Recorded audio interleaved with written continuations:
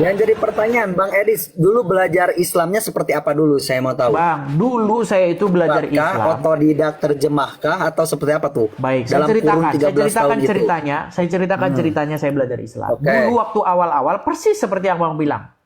Kalau belajar Al-Qur'an harus datang kepada ulama, belajar tajwid, belajar nahwu sorob, balaghah, mantiq, qalqalah. Semua saya diajarin begitu, Bang. Makanya saya diajarin baca huruf Arab, Bang, dan saya diajarin gimana caranya seperti orang Arab.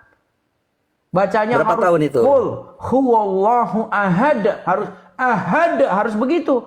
Loh, saya bilang, saya ini bukan mau jadi orang Arab. Saya ini bukan mau belajar baca huruf-huruf hijaiyah. Saya ini mau belajar apa? Karena itu dasarnya, Mbak isinya, Edis. Itu maknanya. dasarnya.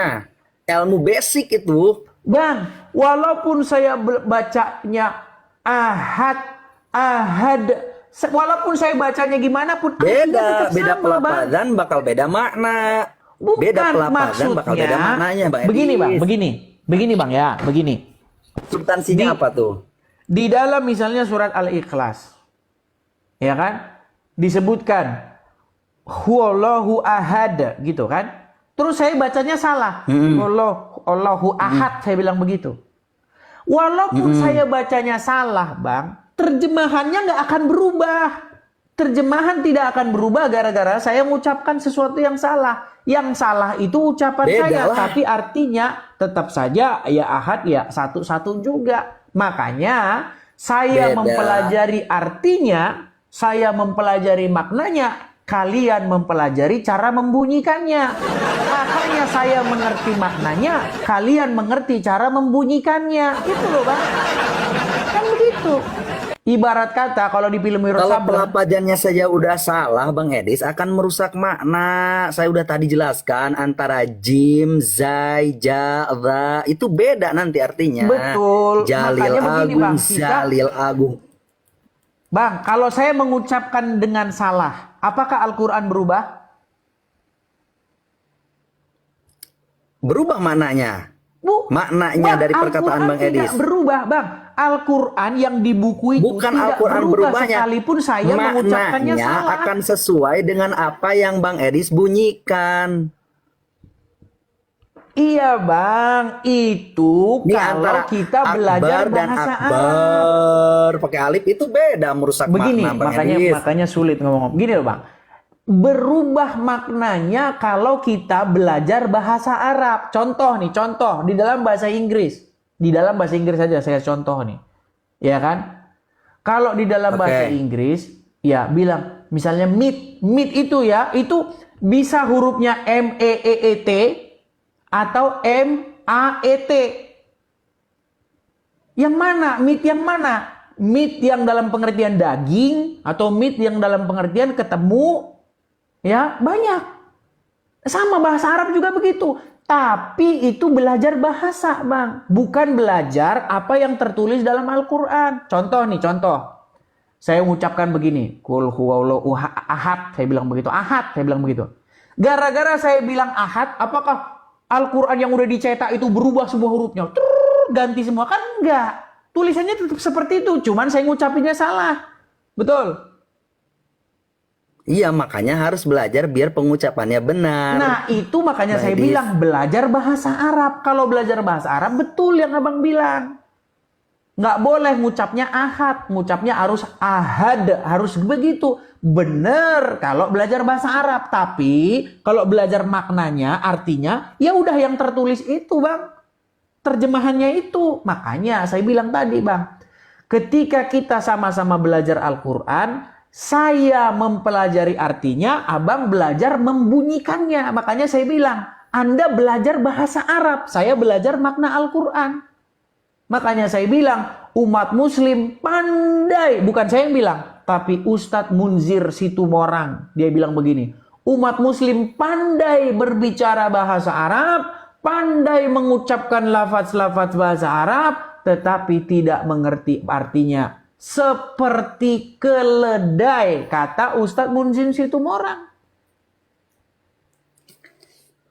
Bang Edis, baca Quran dengan sesuai lafadznya sebagaimana yang telah biasa orang mukmin lakukan itu diperintah warattilil Qur'ana tartila. Bacalah Al-Qur'an dengan tartil. Tajwidnya dipahami, Saya tanggapi. makhorijul hurufnya harus sesuai antara H kecil dan H besar.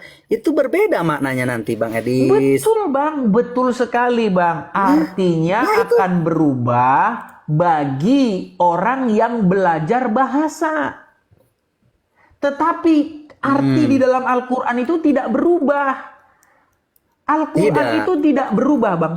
Ya Al-Quran yang udah dicetak itu Iya, hanya karena nggak berubah salah gara-gara saya melafazkan mengucapkan gitu. yang salah, nggak berubah. Gitu loh. Contoh nih Bang, di sini tertulis tanggal 3 Bang Edis Juli. itu menyadari itu ketika berapa tahun menyadari itu? Nah, gini Bang. Anda kan tadi bilang belajar ketika makhrij saya belajar berapa tahun begitu, tuh menyadari dan kemudian belajar terjemahnya. ya, ketika saya belajar begitu, saya lihat begini, ini kalau saya belajar sama orang Islam, ya kan? Kalau saya belajar sama ustadz-ustadz, saya ini malah sibuk belajar belajar huruf Arab, sibuk belajar huruf hijaiyah, sibuk belajar qalqalah, tajwid, ya kan? Belajar mengucapkannya Karena biar dapat. diperintahkan.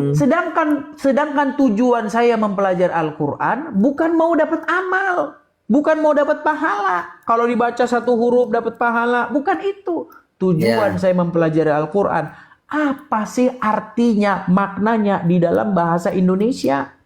Maknanya itu apa? Karena saya orang Indonesia, Bang, ngertinya bahasa Indonesia. Dan belajar secara otodidak terjemahannya gitu. Akhirnya saya belajar secara otodidak, Tanpa guru. Saya beli buku tafsir, saya beli buku ini Al-Qur'an begini, saya baca semua terjemahan ini Departemen Agama. Saya baca, saya bandingkan. Saya cari maknanya yang paling tepat di dalam bahasa Indonesia itu apa. Setelah saya dapati, Bang. Makanya sekarang, ternyata begini. Itu makanya salah satu kesimpulannya itu tadi Bang. Saya sibuk mempelajari makna Al-Quran, kalian sibuk mengucapkan bahasa Arab. Makanya kalian akan pandai mengucapkan bahasa Arab, tapi sayang seribu sayang artinya kalian tidak pelajari.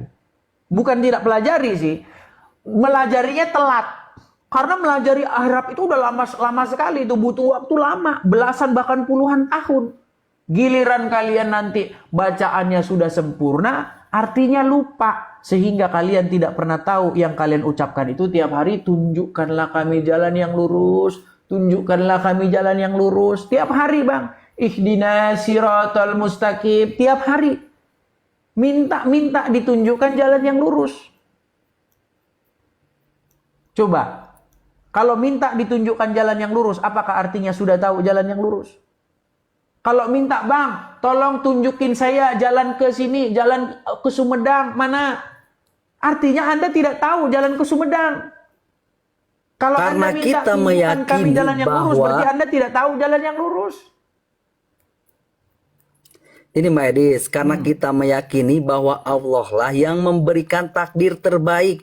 Ya Allah, tunjukkanlah aku ke jalan yang lurus, berikanlah aku takdir yang baik. Takdir itu sudah ditentukan, sudah ditetapkan, bahkan menurut hadis 50.000 tahun sebelum penciptaan. Betul?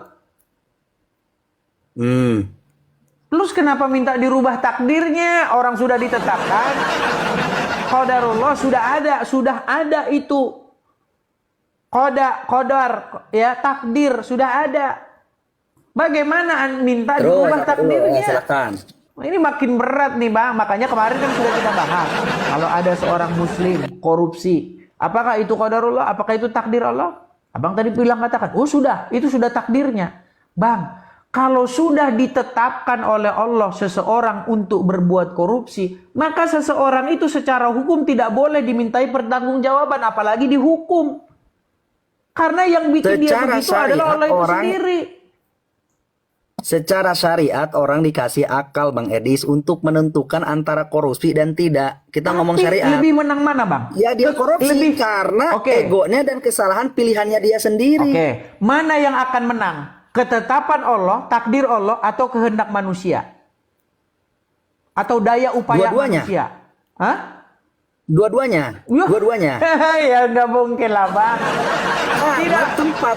Apakah ada yang bisa membantu Saya jelasin dulu deh. melawan ketetapan Allah? Gini Mbak Edis. Saya jelasin dulu bentar nggak kasih waktu nggak Silakan. kamu dari tadi aku Silakan. nggak dikasih kesempatan. Silakan. Gini Mbak Edis. Silakan. Silakan. Dalam Quran dijelaskan kullayusi bana ilama kata baulahu lana. Tidak ada yang terjadi pada diri kita kecuali apa yang telah ditetapkan oleh Allah. Ayat ini ayat tentang hakikat kenyataan sebenarnya. Semua itu sudah digariskan. Sudah ada ketetapan di Lauhil Mahfudz. Nah, itu secara hakikat dan tempatnya berada di hati. Jadi Bang Edis, dari lubung hati terdalam kita harus meyakini apa yang terjadi, yang akan terjadi, yang sudah terjadi. Ilama kataballahu, kecuali atas apa yang telah Allah tetapkan.